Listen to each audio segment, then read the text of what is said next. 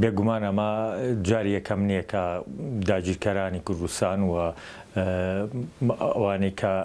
ئەیانەیە پاکتاوی گەلی کورکن لە هەر جگایك بۆیان بکرێ و بۆیان لوا بێت دەست درێژیان کردوتە سەر گەلەکەمان و خەڵکی سڤیلیان کوشتووە و ئەگەر تێبینی بکەی لەو ناوەندە کللتوریە هونەرمەند شەید کراوە و لە نزیکی شوێنی ئەو ڕووداوەش کە تەقەکراوە لە کافێەوە هەر خەڵکی مەدەنی و خەڵکی سڤیل لەو جێگایە دانیشتونەوە ئەمانە نەچەکدارن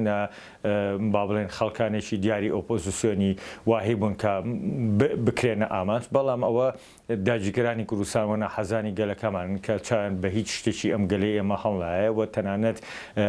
ئامادەن ناوەندی کللتوری خەڵکێک کە هونەرمەندە بکەنە ئامانجی خواستە گڵاوەکانی خۆیان ئەمە لە هەموو جگاکانی تری ڕنگدانەوە هەیە بگەر دیقەت بێنێمە دەبینین لە باشووری کوردستان لە ڕۆژاوای کوردستان هێرشەکرێتە سەر گەلەکەمان و ئەوەی کە لە ڕۆژهەڵاتی کوردستانی ژەگوزەرێ هەر ئەبینین کە چی ئێستا ڕوئەدات عەقڵێتی شۆڤێنیزم دەرەخاکە ئەو یعنی مەبەسمان لە نەتەوە نییە وەکو نەتەوەی عەرەب و تورک و فارس بەقەدەر ئەوەی کە قسەمان لەسەر ئەو سیستمی دامەزراوە حکوومەیە کە بەناو حکوومەت دیموکراتیەکە لەوێ حکومڕانیەکە و ئەوانە بەردەوامی ئینکاری بوونی زیاتر لە 30 میلیۆن مرۆڤی کورد لە باکووری کوردستانەکەن و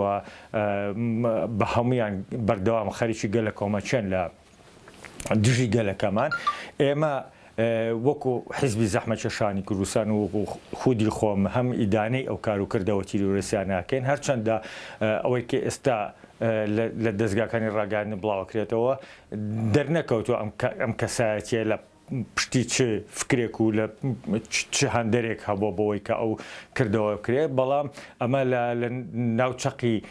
وڵاتێکی دیموکراسی لە ناوجەرگەی پاریسی پایتەختی با بڵێن ئەوەی کە ناوەنرێ بووکی ئازادیەکان نازانم پایتەختی دیموکراسیت لە ئەوروپایە ئەمە لە بەرچاوی ئەوان ئەنجامەدرێ لە ژێسایی ئەوان ئەنجامەدرێ و پێش 10 ساڵیش هێرشێکی هاوشێوەی تێرکرایە سەر خەڵکی ئازادی خوازی گەلەکەمان لە هەمان شوێن و لە هەمان جەرگەی ئەو شارەیە و دەوڵەتی فەڕەنسی هەم لەلایەک کەم تەرخەم بوون لە لێپێچینەوە و هەم هاوکات ئەوان با بڵێن شتەکەیان وەکو دیزە بە دەرخۆنەیەک لێ کرد و نیان کردەوەی کەوا دادگایکی ئاشکرای و خەڵکانە بکرێ و ئاشکرا بکرێت کە چێ لە پشتی ئەمەوە بووە و ئێمە ئازانین کە بەلای زۆرینەوە ئەوە شۆڤێنیزمی تورک و ئەردۆغان و ئەنقەرەیە کە لە پشتی ئەو کار و کردەوە تیرۆریسیانەوە ئەنجامەدرێ بە هەموو شێوازێک ئێمە ئیدانەی هەر کار و کردەوەی تیرۆریسی بە تایبەتیش دژی ناوەندێکی کللتوری و فەرهەنگی کە خەڵکانێکی سڤیل لەو جگایە ئامادەیان هەوە و هەر کەسێک لە پشتی ئەمەوە بێ پێویستەکە لەسەر دەوڵەتی فەڕەنساوەوە ئەرکێکی ئەخلاقی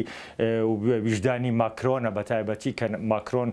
زۆر جموجۆڵ و خۆ پیشاندانی ئەوەی هەیە کە دەعم و پشتیوانی لە دیموکراتیە دەکات لە سەراپای جیهانە ئێستا یعنی ئەوە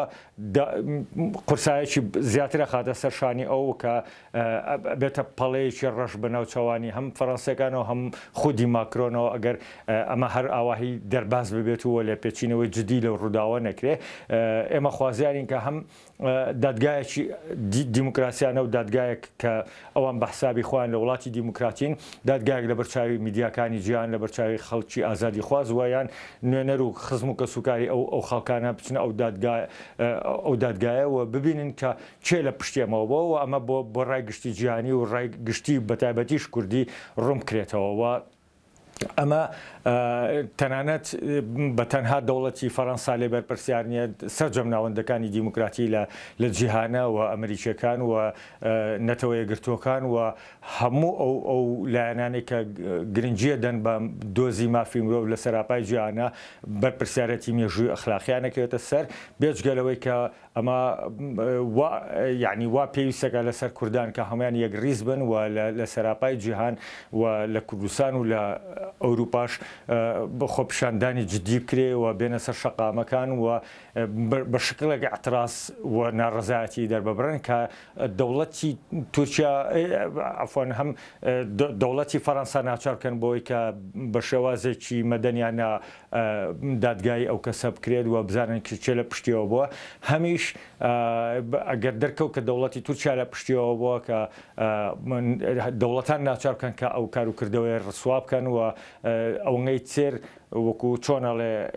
دەوڵەتی تورکیا گۆشەگیر کراوە تا ئێستا بە جددی وەرناگیرێت لە بازار یەکێتی ئەوروپایە ئەوەی تر گۆشەگیری بکەن ئەگەر دەرکەوت کە ئەوان لە پشتیەوە بوون. ئێمە حکمی پێشوەختە نادەین بەڵام لە ١٩٠ ئەو کاروکردەوانە و ئێمە دەبینین لە شاری سلێمانی لە گەرمیان ئەوان لە پشتی ئەو کاروکردەوە تیرۆسیانیان بۆیە بە دووری نازانین کە ئەوان و خودی دەوڵەتی تورکیا لە پشتی ئەو کردەوەی بێت.